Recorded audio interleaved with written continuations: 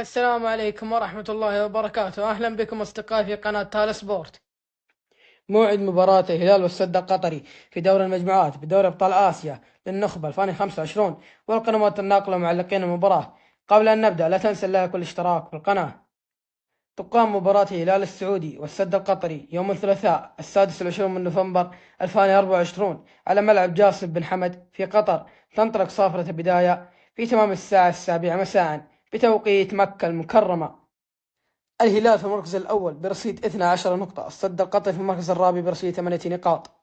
القنوات الناقلة السي المشفرة، معلق مباراة الهلال والسد حماد العنزي، والمعلق راشد الدوسري.